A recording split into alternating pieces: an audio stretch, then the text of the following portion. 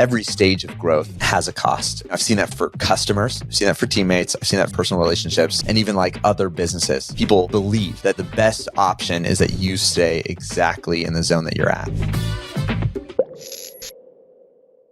I think it's super interesting. All of this kind of what we're talking about is how it affects growth, or just like this concept of growth in general. Growth in business is like the marketing driven, and then like the personal side of growth and how that plays into it. I think there's so many crossovers. And I don't know, what do you think about this saying? So Bedros Keuilian, he says how you do one thing is how you do anything. And I think he's not the only person that says that. In his office, like their staff, like when they're restocking the fridge, all of the bottles and products have to be like shelf facing. And he's like, small things like that might seem small, but how you do one thing is how you do everything. So it plays through the rest of their company culture. And so we were talking about like personal growth and making personal changes, but now you're talking about business growth. Like, are they connected? I think it's such a good phrase. I don't know if I fully agree with it. I guess it would be, if I was honest, looked at it and say like, are there things that I do differently than other things? And if that's true, then that statement can't be true for me, at least. And it's not the ideal, but am I inconsistent? Yeah. And is there, like, this is the premise of predictably irrational. Are there things that I will, so big picture, there's predictability to it, but is there irrationality to it or inconsistency or things that feel like in conflict with yourself? It's like, yeah, I kind of see that for me. That's how I am with most absolute statements. I'm like, okay, like it's a good concept, but it's like Alex Hormozy, he's like, I don't make my bed. He's like, to me, that's a waste of time. And so like the whole mantra of like, always make your bed. He's like, that doesn't math for me. It's interesting too, because you're like, yeah, maybe he doesn't make his bed. Maybe someone makes his bed. I don't know. But like that, probably this would be, people would be surprised about this. Is I feel very much so comfortable with the chaos. And so for a long time, it's even like, it's the natural state of stuff, is because I don't care about functioning in a chaotic state. I think maybe it's a little bit of like laser focus. Like there could just be stuff burning around me and I could be like, I'm just going to work on this one thing right there. So it doesn't influence me as much as you would assume it could, or it definitely impacts other folks. Like, am I more productive if there isn't chaos?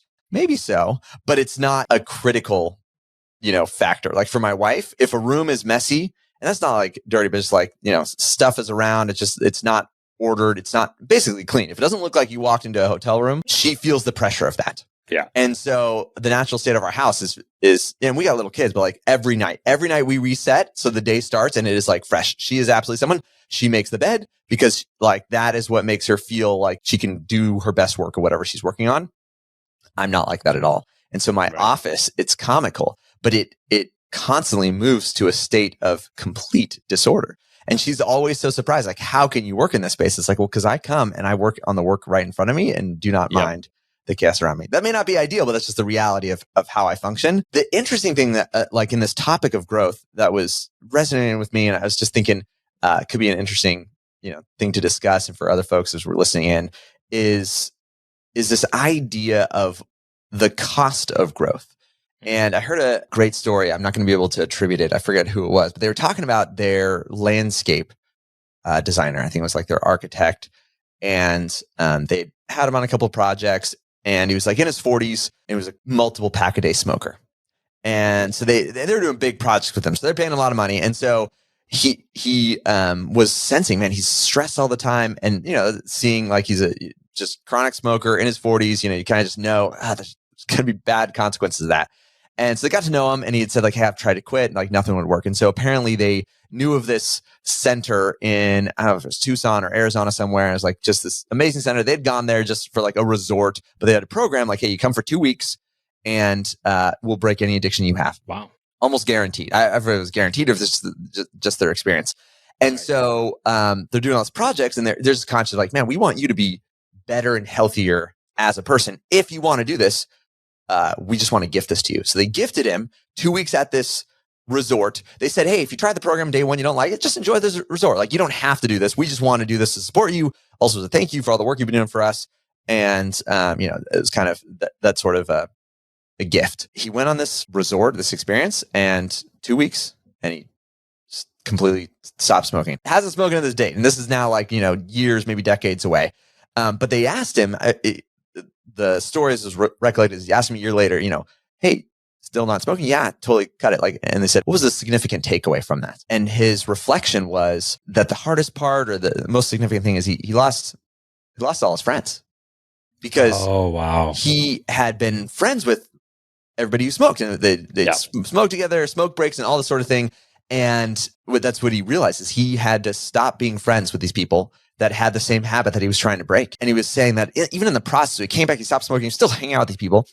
And initially, before he decided to maybe, be more intentional and break away from these relationships, he was saying that they were almost doing that to him. They felt judged by him no longer smoking. They didn't want to hear about, his journey of not smoking. Like, they couldn't support and encourage his growth independent of their experience. And this was the interesting part of growth is an unintuitive that not everyone around you wants you to grow. And I'd say that for businesses. Oh, big time. Not only, relationally, we experience this personal, but professionally, your customers don't actually want you to grow. Your team doesn't actually want you to grow. The majority of folks in and around you in your life are served by you being at the level that you are at.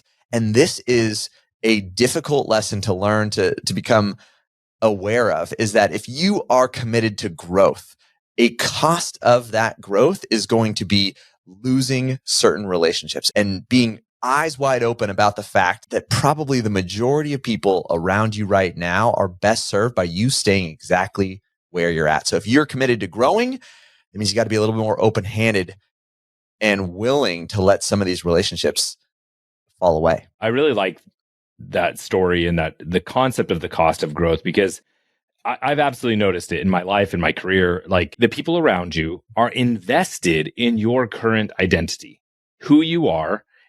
It brings them comfort, right? So if you change, there's multiple things that happen. If your identity changes, you're challenging their identity. So, like, even if that person in that story wasn't being judgmental about quitting smoking, there is a perception of judgment that you don't think what my choices are good anymore. And you see this with all kinds of things. Like, when I first started getting into CrossFit, I had friends who didn't want to hang out because they're like, oh, well, you just are super into fitness or whatever. And I'm like, I don't care that, like, I still want to go out and eat tacos or whatever. But it happens. There's this weird thing that if you want to become somebody new, you have to let go of the old you. That has to happen in business, right? Same thing. Like, if you're trying to grow from a company of 10 people to a company of, 50 people, the culture of 10 is dead. It's gone. It has to become something new. It's difficult as a leader. If you're leading this, if you're committed to growth, recognizing that this is going to be uncomfortable for everyone around you. Because I actually think in small stages, when you're starting out, you feel so supported. You feel so encouraged. You feel like, and maybe it's because the only voices you have around you it's like ours right now. It's just voices in podcasts, voices on videos. It's all these distant mentors that you feel like, man, I'm so encouraged by. Like, those are the voices of growth, because the other people in your life aren't talking about it. So it's not that they're discouraging it. It's just like you don't have it. So there's no conversation to have. It's all a dream. It's all aspiring to what could be. And then when it starts to materialize, you realize, man, every stage of growth has a cost. Now, I've seen that for customers. I've seen that for teammates. I've seen that for personal relationships, and even like other businesses. People believe that the best option is that you stay exactly in the zone that you're at. Tony Robbins talks about that there's like two primary needs, and that for most people, the number one need is certainty. They need to feel safe. They need to feel secure. And you can look at Maslow's hierarchy of needs. It all builds into that. Yeah. But the second one is variety.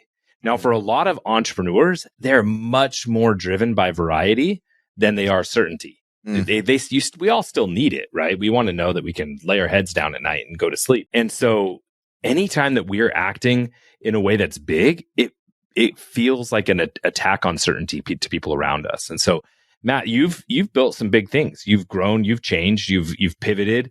How have you dealt with some of that cost? Like, have you had any examples of times you've had unexpected costs of growth? I see it all the time. Like, this is resonating with me because I'm probably feeling this right now. We're probably feeling certain phases, or maybe the consequences of people realizing growth in all areas, kind of.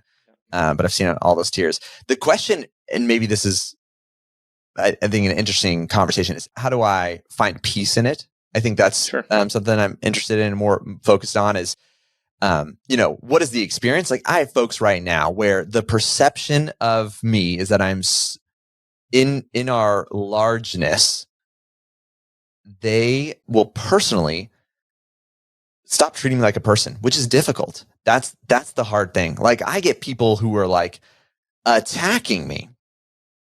I'll give you a good example. Someone sent me a Loom video, personal DMs of a Loom video they wanted me to watch. This is not a paying customer. This is just a person off the street. Send me a Loom video. My intention, this is crazy, but I still would have probably gotten around to watching that Loom video. But they sent this Loom video in the evening and then bought 12 hours later. So like truly, like was I awake? But it was outside of work hours. So you're like, you're in the evening. Let's say it was like 8 p.m. Like, was I still awake? Like, yeah, that's fine. And then by 7 a.m., they responded again and were upset, offended, affronted by the fact that I had not watched their Loom video. And you'd think just a reasonable extension of human courtesy would be like, consider the context or whatever it is. But their explanation in their mind, they felt judgment. And then they passed that. And then in their own judgment of my lack of responsiveness, which in my mind was a reasonable constraint to say between non-working hours, I may not be as responsive, but this could happen during the day as well. Like this could be, you send me for sure, and I get this same sort of thing. Like it's a 10 o'clock, you send it to me, and then by 5 hours later, someone's offended because I haven't gotten it. And that degree of feeling offended is because in their mind the narrative is I have looked at them, I have said you are not worth my time, and I've actively said they're not worthy of my attention. That's what the perception is. But if they sent the same Loom video to some nobody or whatever, someone just getting started, right? Someone just getting started, and that's offensive. I said someone nobody, but like someone who like you're just like, oh, brand new person off whatever, and they've no status, they've no perception of there would be no reason for this person to ever think lower of them because they're lower than me. And they didn't watch it, they probably would not feel those same things. They wouldn't feel judged by it. They'd think like, oh, maybe they're busy, or maybe they're not online, or they would forget about them. They wouldn't it wouldn't even stick in their mind that I wonder if this person is going to see the thing that I sent them. And so that's how it practically plays out. How I've chosen to find peace about it is it's more intentional time disconnected. I have to intentionally disconnect from electronics. We were talking about this before we hit the record button, finding a new rhythm for physical activity, exercise. It's like the reality of the endorphins of doing it. And now I've paired exercise with like a sauna.